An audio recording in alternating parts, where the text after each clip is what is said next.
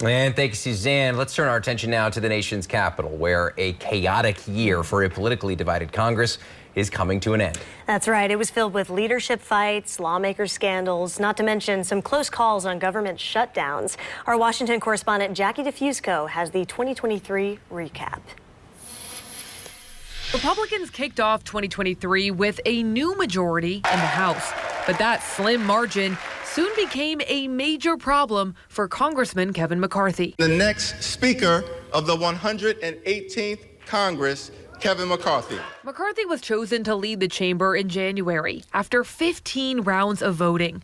But just 9 months later, chaos is Speaker McCarthy. A few hardline conservatives successfully won their campaign to end his speakership, a historic first. Doing the right thing isn't always easy, but it is necessary. His removal was one result of spending fights that consumed much of Congress's time this year.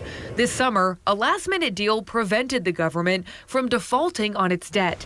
Then this fall, lawmakers averted looming government shutdowns with short-term compromises. Only way to avoid a shutdown is through bipartisanship. An ongoing test for the new House Speaker, Mike Johnson, who rose to power in October after another lengthy leadership battle. You're going to see Congress working as hard as it's ever worked, and we are going to deliver for the American people. But lawmaker scandals often derailing a long to-do list. Democratic Senator Bob Menendez charged with bribery offenses.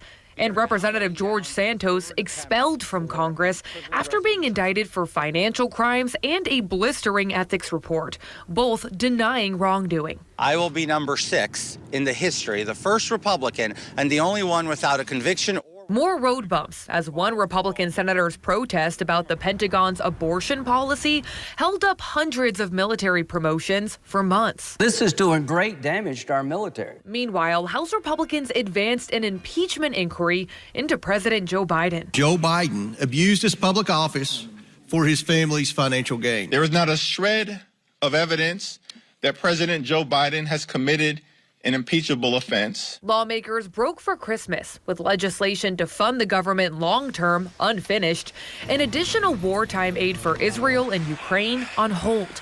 A high-stakes debate over U.S. border policy is also stalled as migrants surge. I want my Republican colleagues to give me one thing, that I can go campaign on and say we did.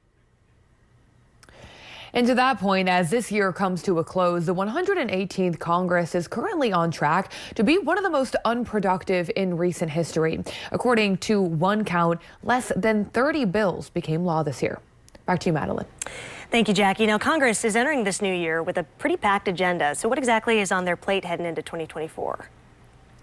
Madeline, right around the corner is a January 19th deadline to avoid a potential partial government shutdown. And that means that lawmakers are going to have to do one of two things, either pass long-term legislation to fund the government or a short-term solution to keep things running smoothly in the meantime while that broader debate continues. So we'll see about that. Lawmakers are also expected to revisit a funding fight over foreign aid for Israel and Ukraine and a thorny debate about the U.S. border policy. And all this possibly happening against the backdrop of higher stakes because the presidential race is picking up and the Iowa caucus at this point is just a little more than 2 weeks away. Madeline?